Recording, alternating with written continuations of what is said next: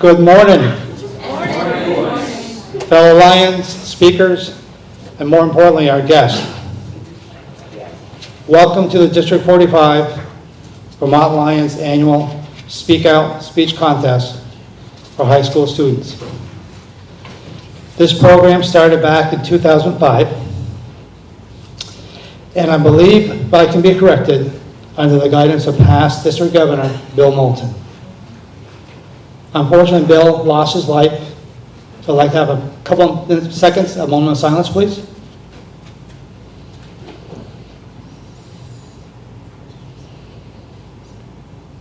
Thank you.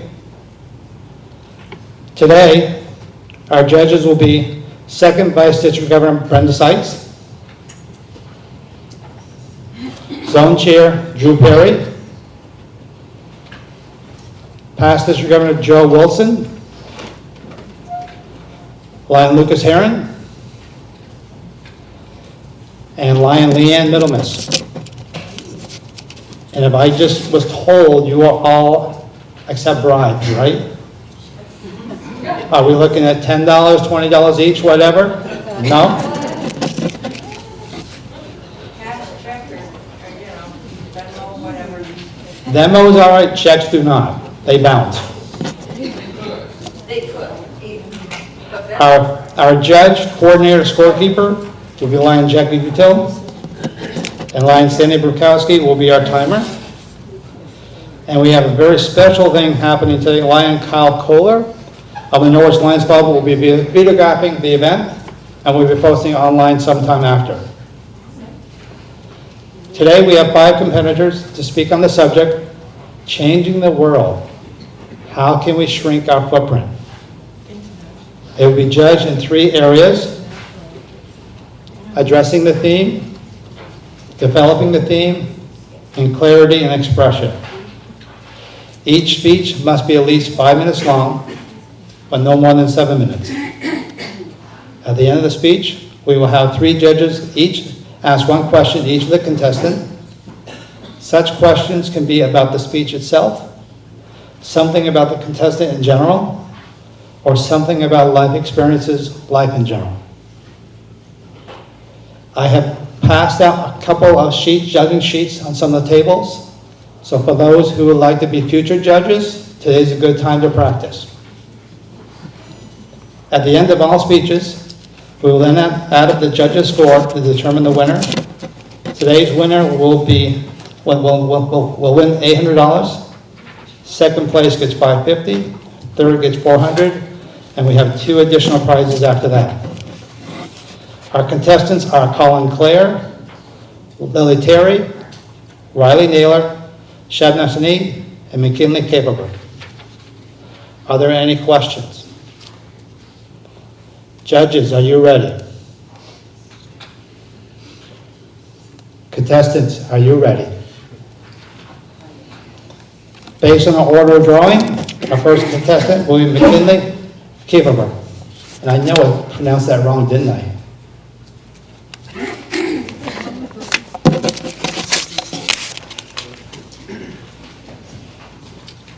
You want me to use the mic? Yep. All right. Before I start, can everyone hear me? Yes. All right.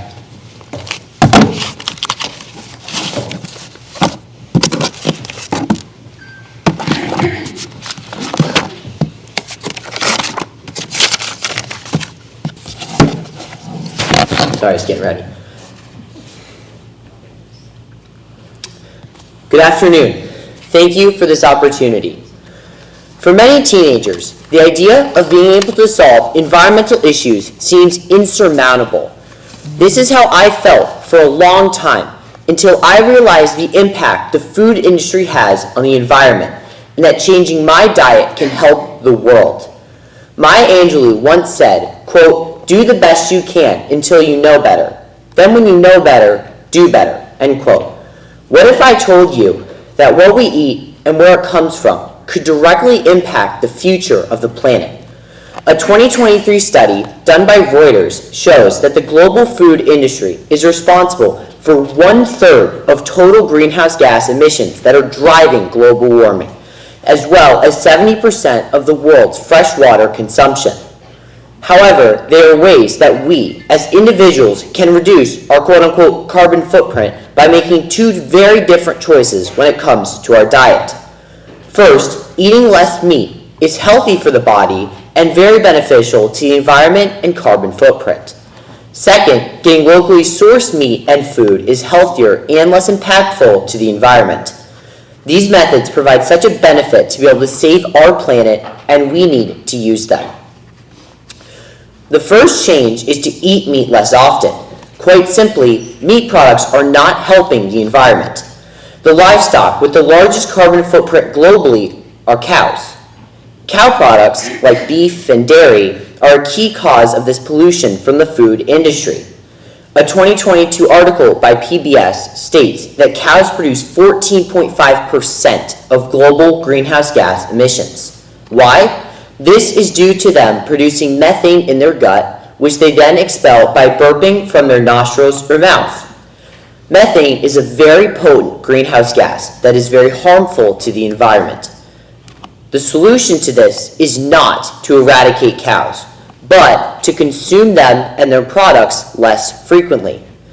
For example, almond milk has many benefits, and enriched versions have many similar contents found in cow's milk. Some examples are vitamin D, vitamin E, calcium, protein, and several other minerals.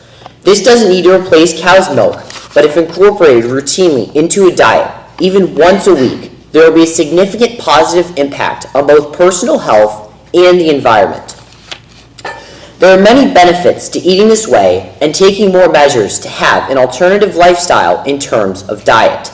For example, an article by Earth Day, the world's largest environmental movement, states that, quote, for instance, if over the course of a year you ate one less burger a week, it would be the equivalent of taking your car off the road for 320 miles, end quote. That is an insane amount. Hypothetically, if we extrapolate that data, if half of the United States population as of May 2024, or approximately 170 million, since the U.S. population now is approximately 340 million, ate one less burger a week, that would equate to taking cars off the road for 44.8 billion miles per year. The average carbon emission by the average passenger vehicle is 400 grams, or about 14 ounces per mile. That math leads to such an unfathomably large amount of carbon saved per year that it is almost unbelievable. Not only does cutting out meat for 1 day per week help the environment, but it helps you. Other healthier foods have less carbon impact and more health benefits, such as grains, beans, legumes, and vegetables. Overall, this small dietary change goes a long way and is a great way to reduce the carbon footprint. The second way to reduce your carbon footprint is to stop buying store-bought food and begin getting it locally sourced. For example, a 2022 article by Monders Market on local food states that local meat is a quote-unquote superior product than store-bought meat, as it has reduced preservatives, is hormone and antibiotic free, and the animals are treated better on the local scale. The price for local meat, fruit, and vegetables may be more expensive, but buying local products reduces the carbon emissions by severely reducing the distance traveled to get this food, as well as the entire process of packaging, shipping, and processing the meat that is found in stores. Overall, buying local meat is much better for you and the world we live in. Now, I would just like to make this clear that I'm not trying to convince you to stop eating meat. I'm just providing facts and data as to show how simply reducing meat intake can be tremendously beneficial. The reason the impact of eating less quantities of meat is so large is because of the numerous reasons why that meat has such an impact. The livestock digestive process, the land and resources needed to grow the animal's food, the manure, processing, transportation, and waste all accumulate for this massive carbon footprint. By removing all of those factors, by eating less meat, that is how so much carbon is saved. The Lions International Club can help with this. If they could spread this message and the data to support it, people could see that there is an alternative to simply eating meat or going vegan.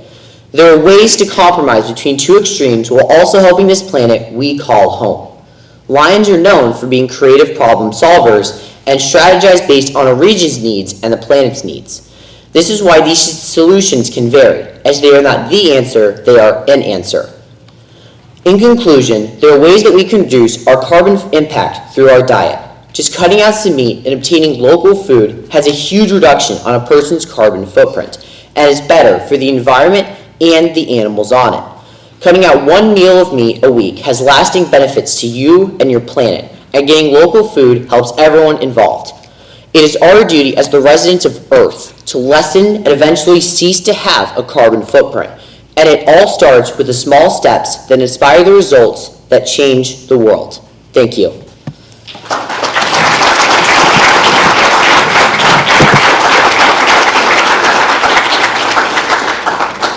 Good job, McKinley.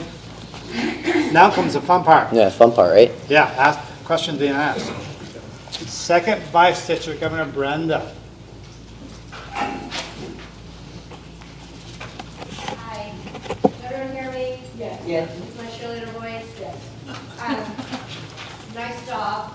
I just wondered, as you talk about reducing our intake of meat, have you tried that? And how, if you have, how difficult did you find that? So I'll respond to that by kind of with a story. So my family, we recently went vegan at kind of the start of this year, and we try and eat vegan as much as we can.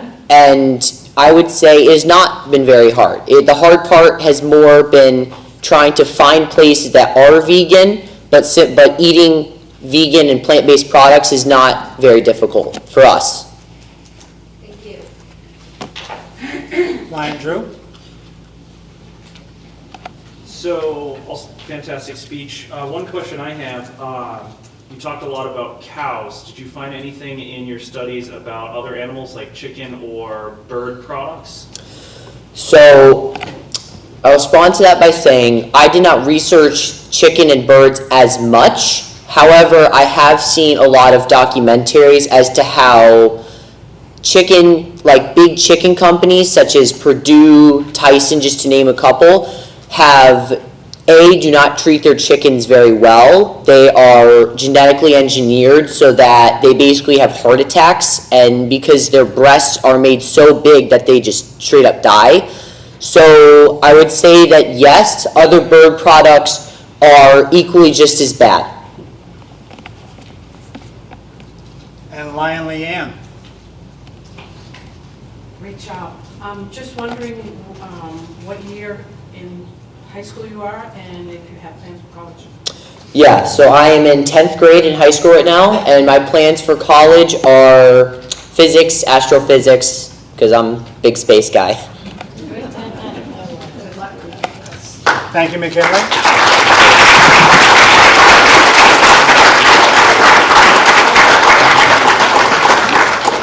Judges, raise your hand when you're done your numbers.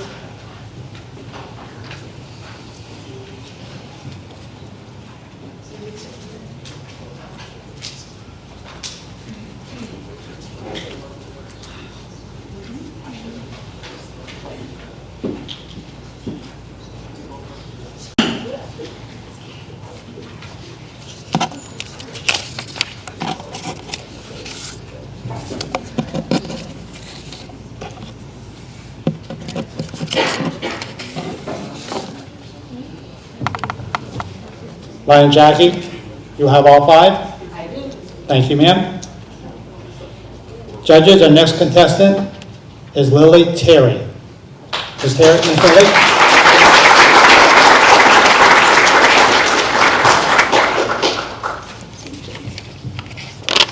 Hi, thank you for this opportunity. I first became aware of the impacts that global warming is having on our planet in elementary school, and since then, little has changed.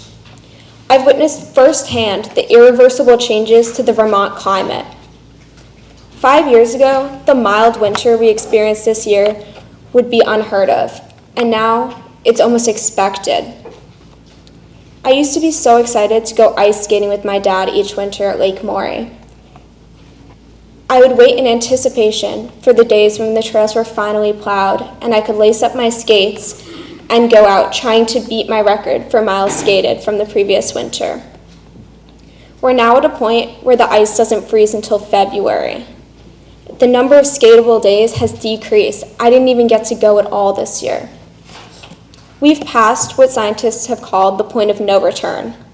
The petroleum giants responsible for the majority of this damage have sat back and watched as the warnings, flagged by their scientists in the 70s, have morphed into reality. We'll never be able to bring back the species that we've driven to extinction or make up for the years of inaction, but by enacting aggressive and effective greenhouse gas reduction policies, we can mitigate some of the worst effects of climate change and minimize future damages.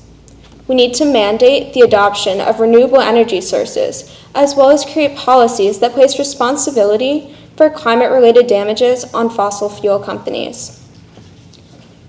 One policy that would directly result in emission reduction in Vermont is H289, the Modernized Renewable Energy Standard.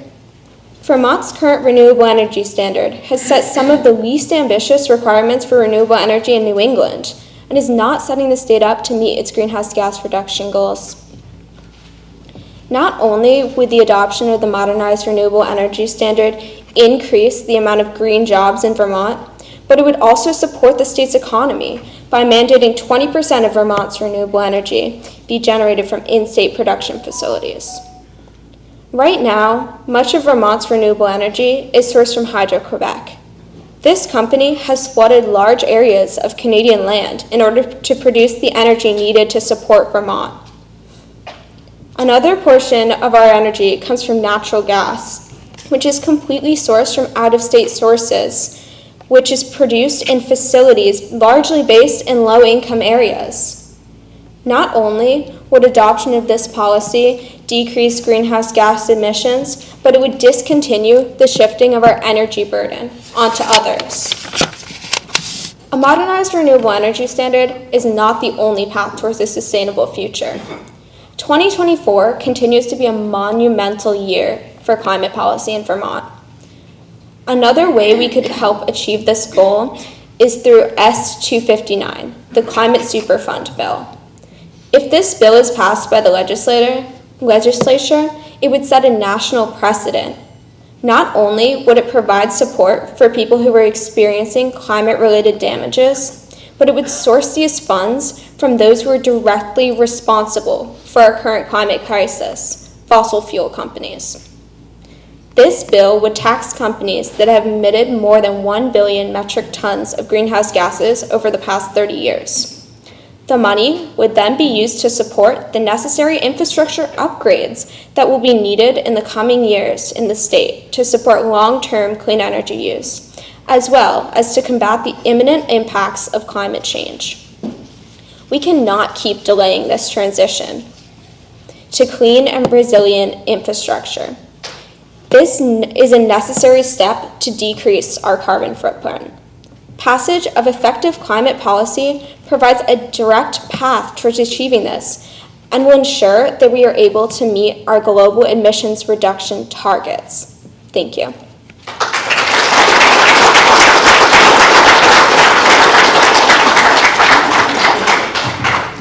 Good job. Thank you. Ryan Lucas, do you have a question, sir? Sure. So if we enact these legislative actions and we tax basically those fossil fuel giants, they're actually just going to pass it on to the consumer. So how can we actually make sure that that energy cost does not get pushed on to the average consumer? Well, part of that bill is taxing the fossil fuel companies while decreasing our reliance on fossil fuels. So, if we were able to enact this policy, we would be taxing fossil fuel companies while relying on clean energy, so we wouldn't be paying the price.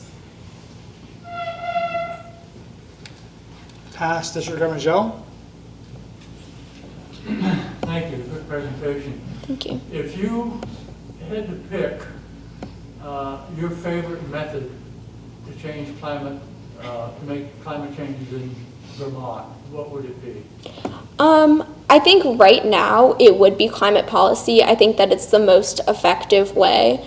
By putting things into law, people are forced to comply. And I think that it's, at this point, probably the most effective way of making Vermont a more sustainable state.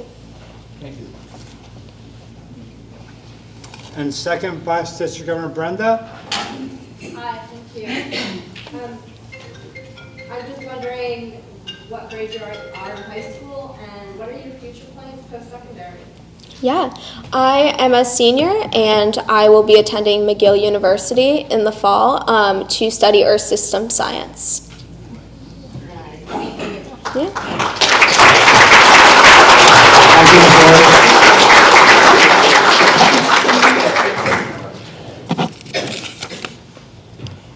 Do I have any volunteers from the Lions to come up and talk for 5 minutes on this subject? It's not easy, is it?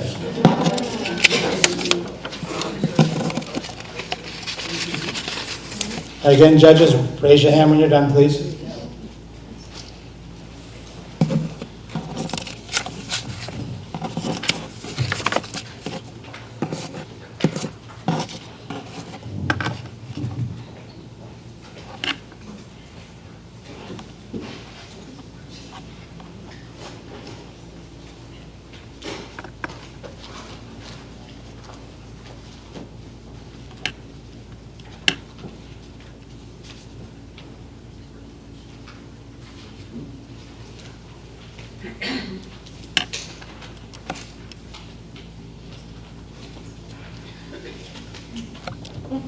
Lion Jackie, we all set? All set. Thank you, ma'am. Judges, our next contestant is Shabnam Naini, S-A-I-N-I.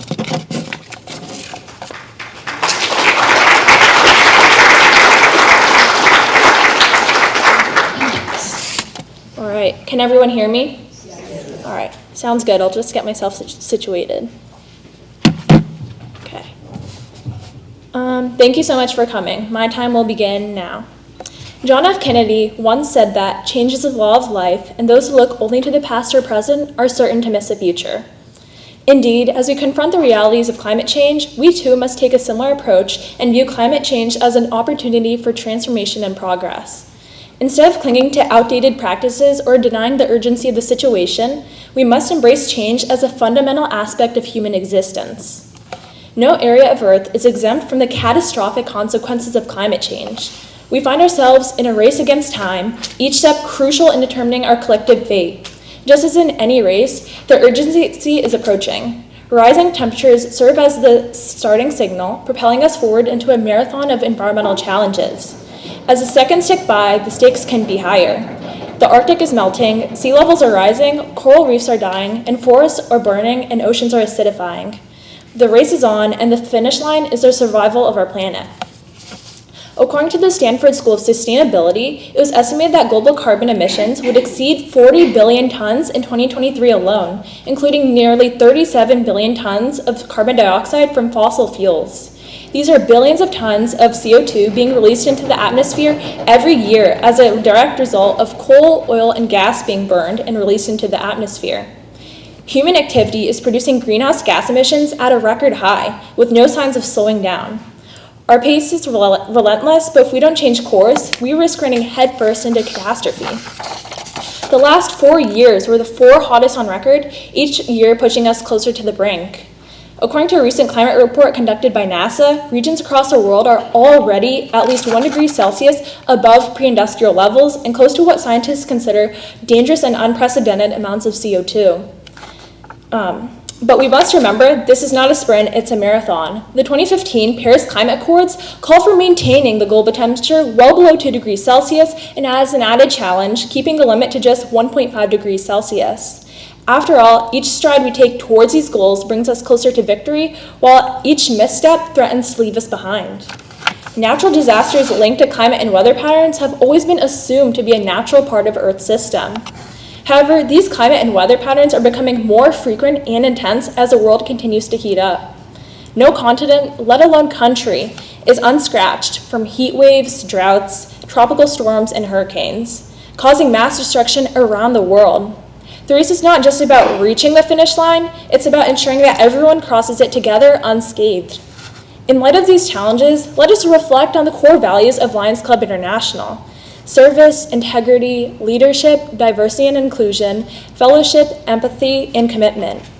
These values form the bedrock of the Lions Club's mission, guiding their members in making a positive impact on communities worldwide.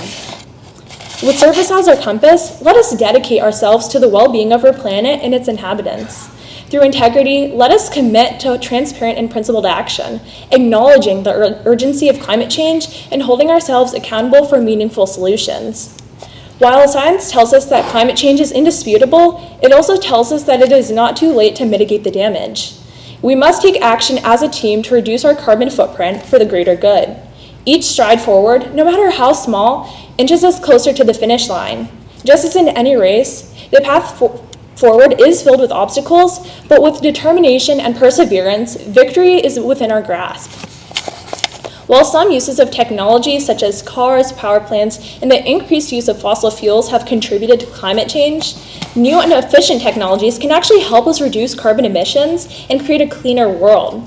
With technological solutions that already exist for over 70% of greenhouse gas emissions, in many places, renewable energy is now one of the most affordable energy sources, with electric cars guaranteed to become of regular use.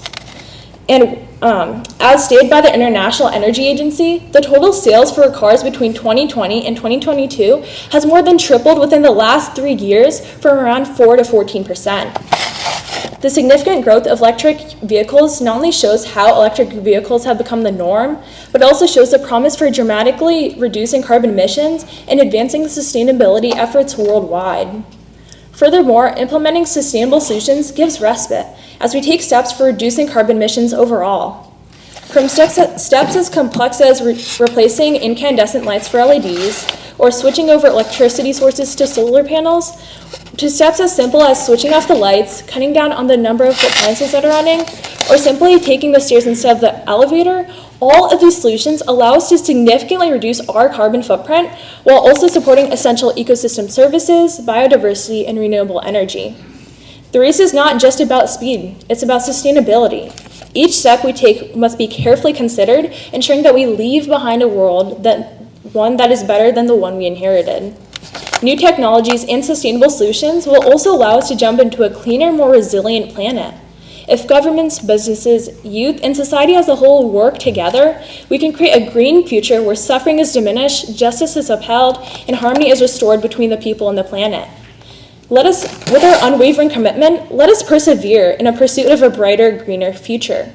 Just as the Lions Club remains steadfast in its dedication to service, let us remain adamant in our purpose to protect and preserve our planet for generations to come. In this race, collaboration is key. We cannot afford to leave anyone behind. Climate change is the defining crisis of our time, but it is also one of our greatest opportunities. Just as in any race, the outcome is uncertain, but it is not predetermined.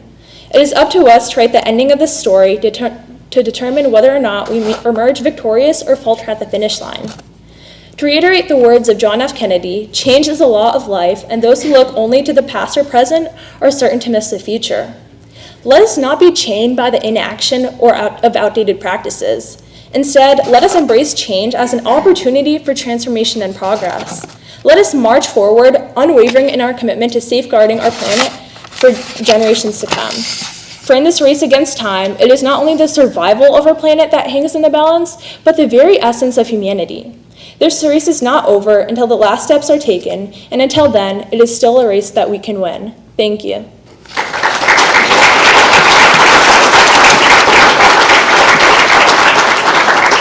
Thank you, ma'am.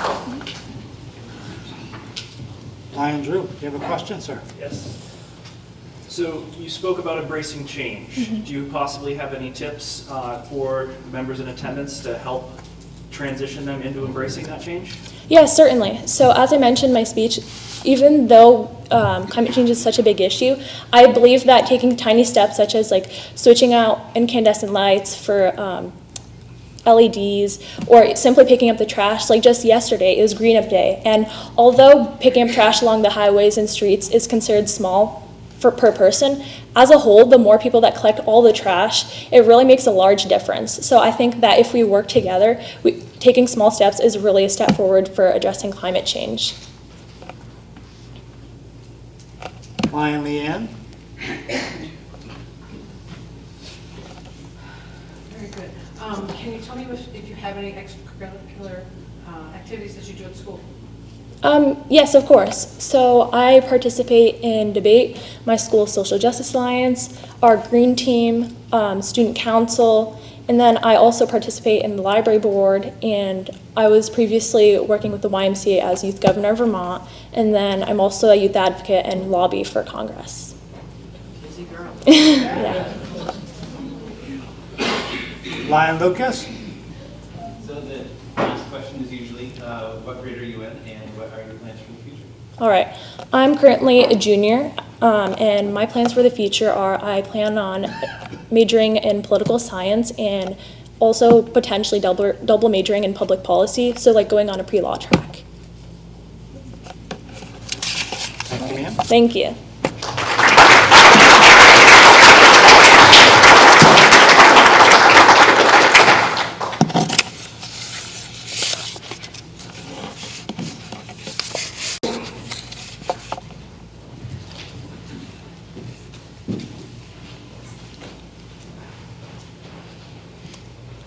First, VDG Deb. I want to put a bug in your ear. We're start a division next year for Lions to do this.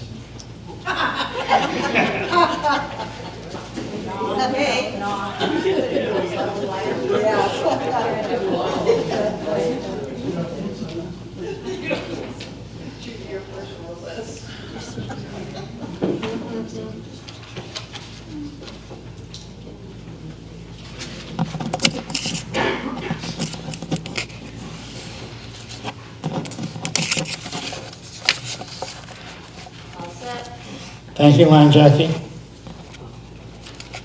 Judges, our fourth contestant is Collin Clair. I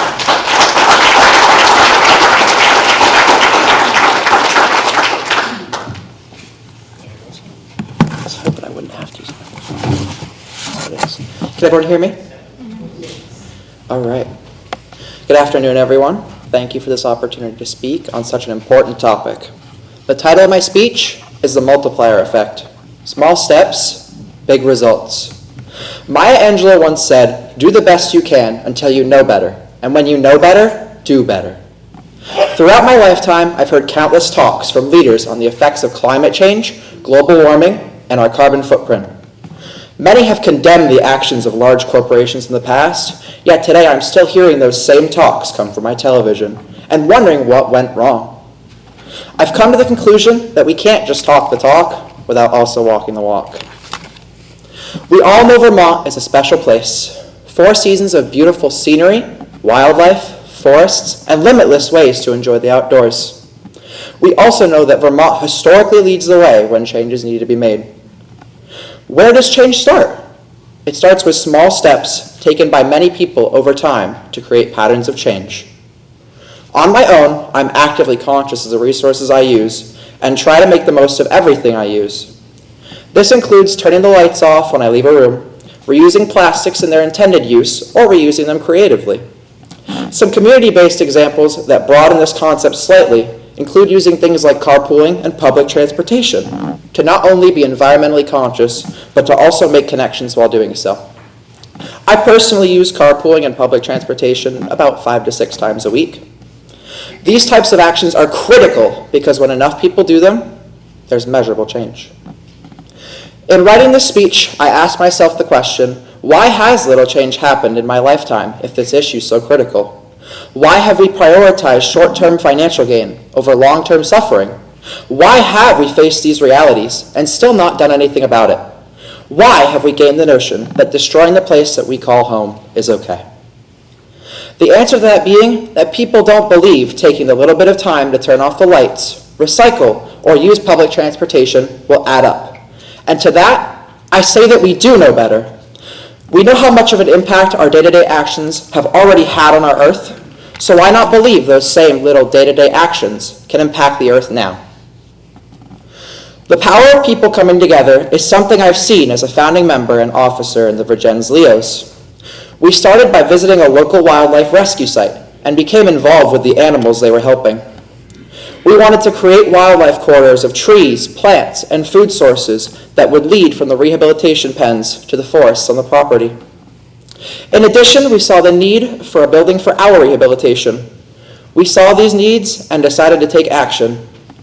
In doing so, we learned how to dream, organize, prioritize, and execute a plan for environmental impact.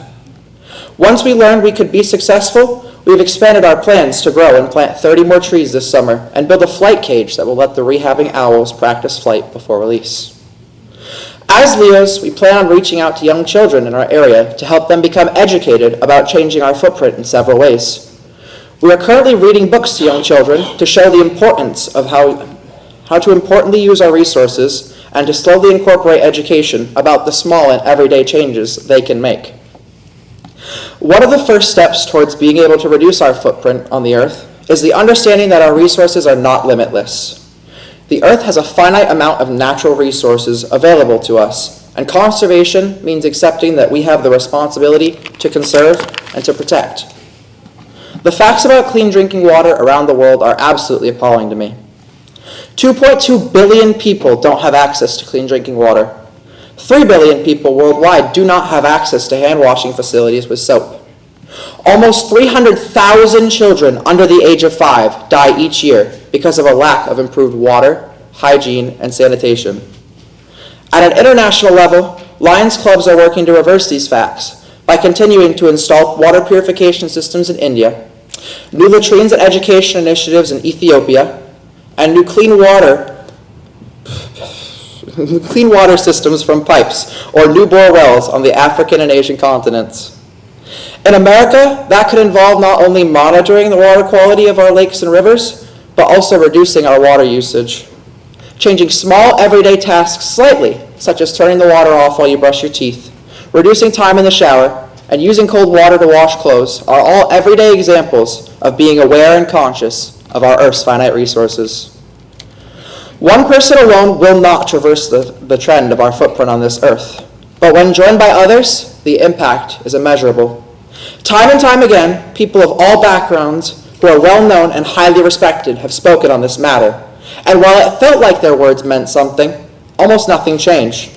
They have talked the talk, but I challenge you to help find your own way, to walk the walk and make a real change. You now know you can do better, so show the world that you will. Thank you.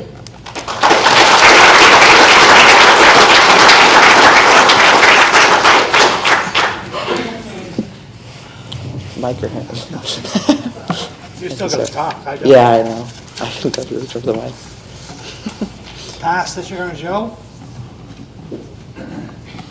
Thank you for your presentation. Thank you, sir. Can you tell us a little more about yourself? What are your activities in school? Yeah. So I don't do too many activities after school in my local high school. I do a lot of personal activities. I'm a second-degree black belt in Taekwondo. I've trained for over a decade. Like I've mentioned in my speech, have recently helped start the Virgens Leos last year in 2020, or no, 2 years ago, 2022. Time flies. I've also competed with these speech competitions for the last 2 years. Really enjoyed those. Those are amazing. But yeah, I think that's about it. Thank you. Second Vice District Governor Brenda. Hi, thank you for participating. Thank you for having me. So early on, you talked about public transportation and carpooling. Vermont is such a rural state. There's a lot of areas that don't have public transportation that's accessible to a lot of people. So my question is, how would you encourage people then to use carpooling? I do exactly what you've pointed out. You've pointed out there's not very much accessible ways to have public transportation. I'd use advertising or just making more accessible ways, having more local bus transits or bikes you can rent or electric scooters. I recently went to Germany over the last 2 weeks, right before this contest, and they had electric scooters you could rent almost anywhere and put off to the side anywhere. Really eco-friendly options that also give you public access to transportation. Really amazing things. Thank you for the question. Yeah. In line, Drew. What are your plans for the future, for school or post-secondary?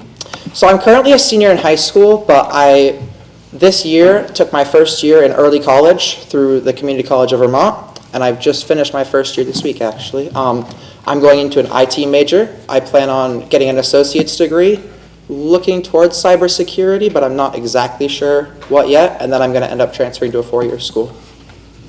Thank you for the question. Thank you, sir.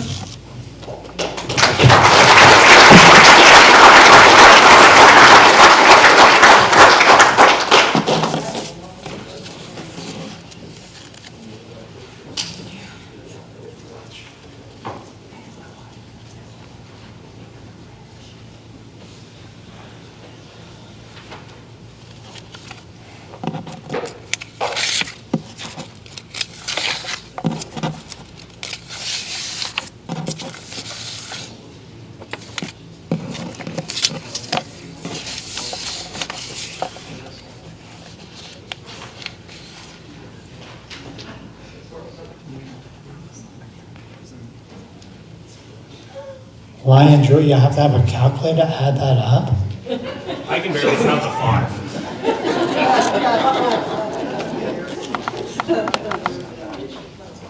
I was wondering Counting what is you were not doing my there. strong suit.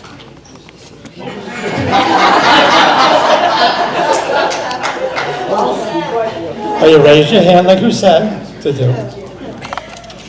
Thank you, Lion Jackie. And judges, our last contestant for today, Riley Naylor.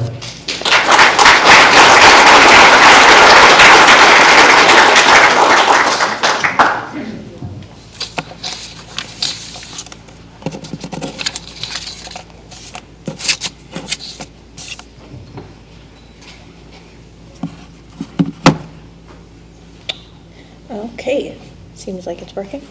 Still. A flight, not a step for our environment. When the subject of our environment and the effect that we have upon it comes up, we often delve into it with a lens of individuality.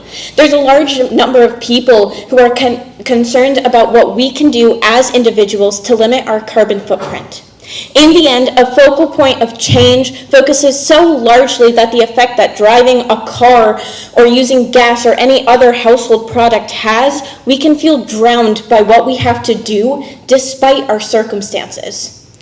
We try to find ways to mitigate our footprint with unrealistic expectations. We live in a rural area. Vermont and New Hampshire both have around 4.6 million acres of forest and 450,000 acres of farmland.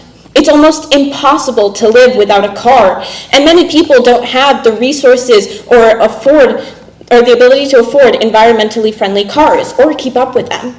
In that, the sense of trying to protect our environment by limiting what we can do is pointless, because unless you form a law, you can't make people change, and you can't ask them to change their ways of living in a way that won't help them.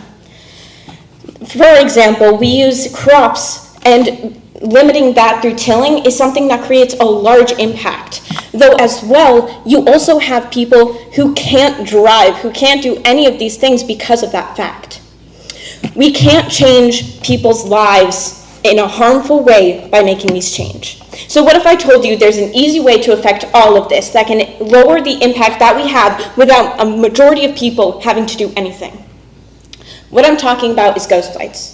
Ghost flights are when airplanes with less than a 10% capacity make scheduled flights for a separate destination. They cover over 1,000 kilometers per trip.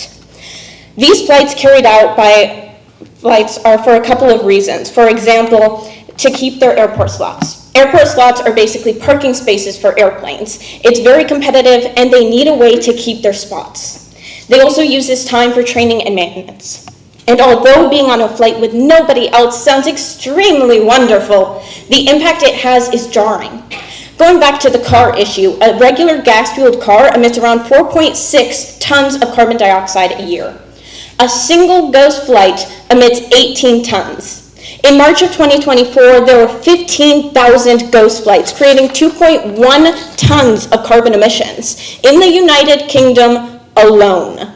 That equates to the yearly average of 1.4 million diesel car emissions. In 2022, there were reports of 100,000 ghost flights. The damage a couple of planes are going through for the main purpose of retaining their parking spot is an unnecessary waste and is butchering our environment. So how did this problem come to be? The airline industry has had many up and downs throughout history. The one major event that happened to travel was COVID. Now, ghost flights existed beforehand, but they became a very popular option during COVID. They used ghost flights to retain relationships and keep up maintenance during a time in which flight was restricted. Though the main issue was that ghost flights didn't end after the pandemic, and they continue to be a problem through airline industries today. There's currently a significant reduction of these ghost flights due to a large amount of controversy spilt after 2022. Many foreign countries are starting to reduce their use in ghost flights and is estimated to continue until 2050. Though the problem with that is that it still remains unresolved, and it is years after we've expected to hit the threshold of major environmental danger. So why is this important? Why is the impact of ghost flights so profound? Well, to be honest, it isn't. Not in itself. It was a major problem years ago, but since then it has died down a lot. But that's what's incredible. Policies changed, and we grew for the better. Even if the problem isn't solved, we were able to make it less. That change is important, especially when it comes down to our environment. I felt the need to share this with you because it's a story about the dangers of flight, and hopefully it gives you the ability to lift a small burden off of your shoulders, as well as hopefully trying to give people a goal. We are all in charge of our own lives, and although it is important to try and make a conscious effort in contributing to the beautiful planet that we live on, it's also important to recognize that sometimes it's corporate responsibility to help out. We can easily reduce millions of carbon emissions by simply making permanent parking spots for Delta or Ryanair, and that the entire weight of the world, or at least its atmosphere, shouldn't entirely be on the people's shoulders. Though it also doesn't mean you're helpless. Staying up to date, being informed, and pushing back against bad systems is an obligation of the American citizen. So we should try to take responsibility and create an environment for change to save our future. Thank you.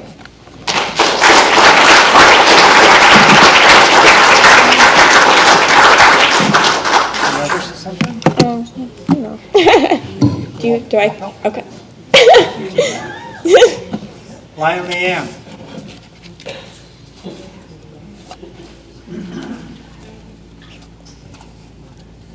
Good job. Just looking to see what your future brings for you. I have no idea at all. Hopefully something good. Very good. Lion Lucas. Thank you. So this is a topic that actually I've never even heard of. So how do we get the message out about topics like this that maybe others in the room haven't heard about? Well, I feel like just doing your research, even if it's something from here locally or something big that happens in a different nation or country, it's important to look around and find these problems, especially with the use of media today. There are so many things that can help, even if it's a small effect. And being able to listen to your peers and using that to help guide different views may be an important topic to discuss. And past District Governor Joe. Hello, Joe?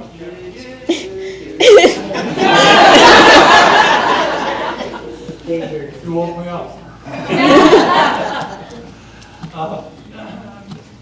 Tell us, how did you do your research to find the information that you shared with us? Well, I had heard about ghost flights mainly when it started becoming a huge problem in 2020, so I had kind of this awareness beforehand, but then as this competition was coming up and I needed a topic to research, I wanted to delve more into it, and there ended up being quite a bit of information both on the parts of activism that helped to support it, as well as from companies itself and news coverage. Thank you. Thank you.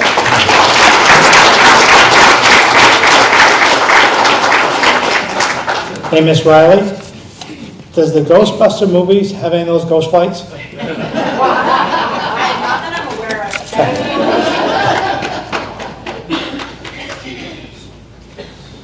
Again, judges, raise your hand when you're done.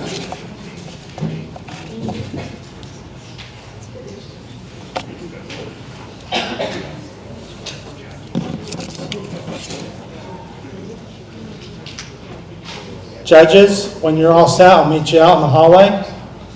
District Governor, I'll turn the podium back over to you. Give us about 5 minutes, we'll have the results. Great job, folks. Great job. Turn this time before I put my hand up. District Governor, Yes. would you like to stand and help present the awards? Absolutely.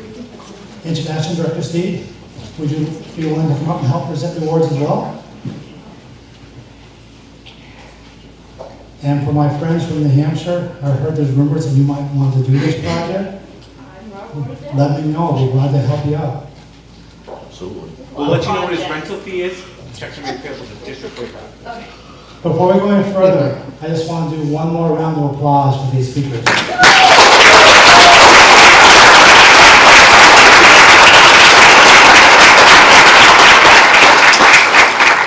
But also for their parents and family.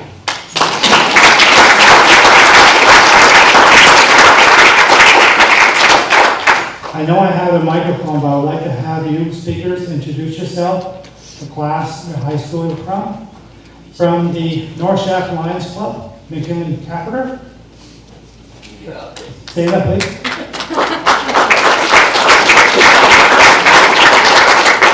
And who is your family friend?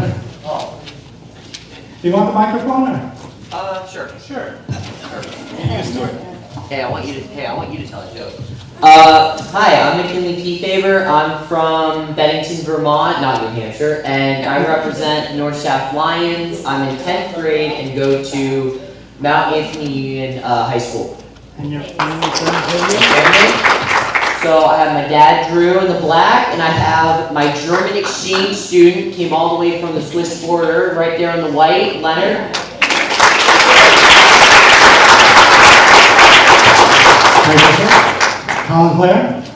Do I need to come up or? You can project. All right.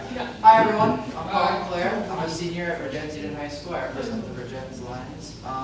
I don't have my exchange student here, but I do have my father, Chris. I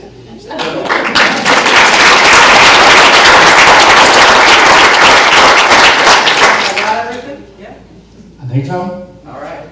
Close enough. Ms. Shabnam. Hi, I'm Shabnam Naini. I'm from Colchester, Vermont, and I'm a junior at Colchester High School, and I brought my brother and sister along with me.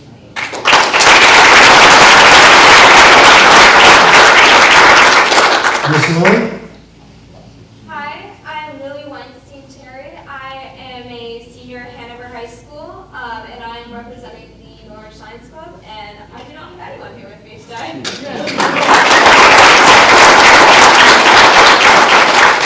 You're one great young lady, that's right. And Miss Riley? I'm Riley Naylor. I'm also with the Norwich Lions. I'm from Lebanon High School. I'm a junior, and I brought my mom.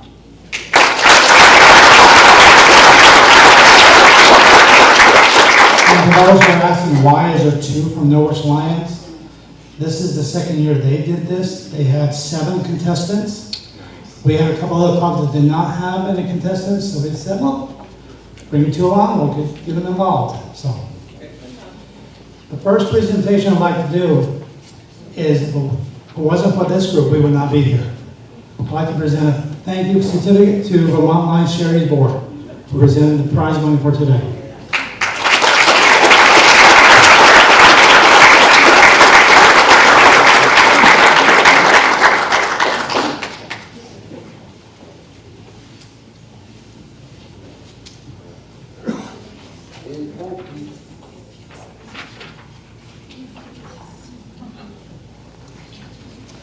And for our videographer, Lion Kyle from the Norwich Lions Club.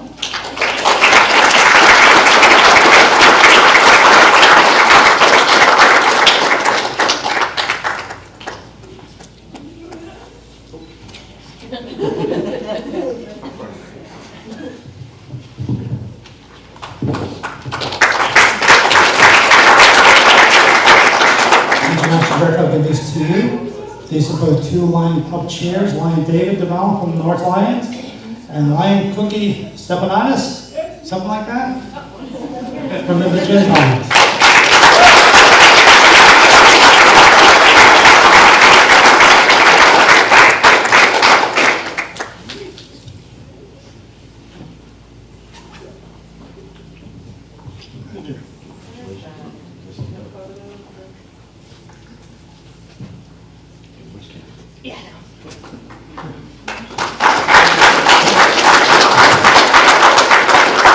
And to help keep the judges in line, which is very hard, we have our scorekeeper, Lion Jackie, and our timekeeper, Lion Sandra.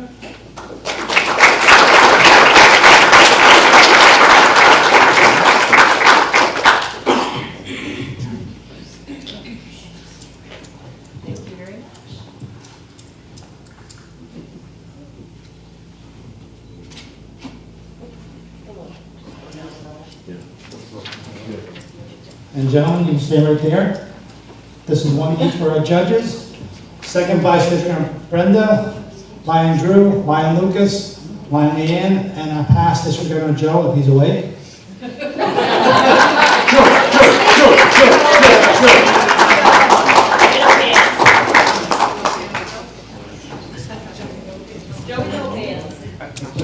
Hey, there's a story. Just remember, he knows how to do the Irish jig. Squeezing it up. See if you can squeeze in. Squeeze in there. We like each other. We really do. Do. He's got the international shoulder down. Yes. He does. We learned that quick. Good job. Congratulations. No hands.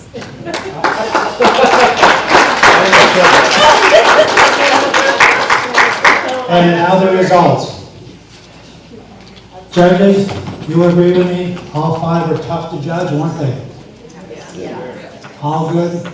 All had their little things of, I'd like to see better. But they all did a fantastic job. If I remember right, I believe we have 2 seniors, 2 juniors, and 1 sophomore. Seniors, good luck to your future. Juniors, sophomore, hopefully we'll see you again.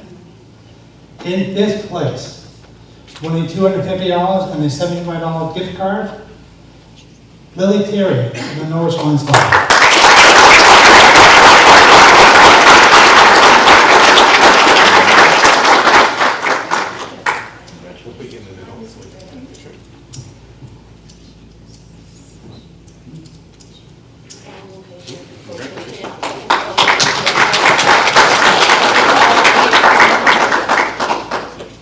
In 4th place, winning $300 and again a $75 gift card from the North Sheffield Lions Club, McKinley Keaffaber.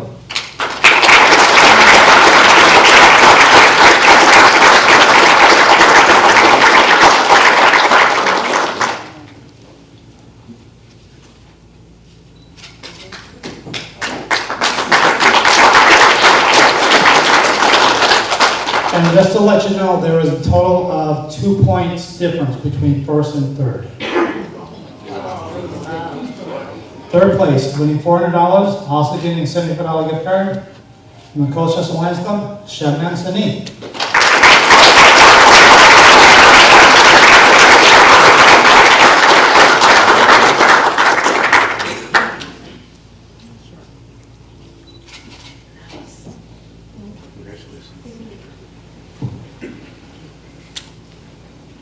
In 2nd place, from the Norwich Lions Club, winning $550 and a $75 gift card, Riley Naylor.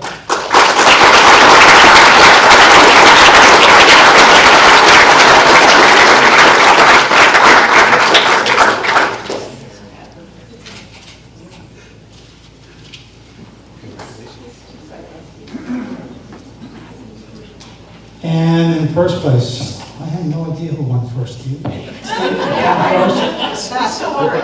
Travis, did you know who won first? I think we should divide it amongst us 3. I have a problem with that. In 1st place, winning $800 and a $75 gift card from the Virginia Lions Club, Collin Clair.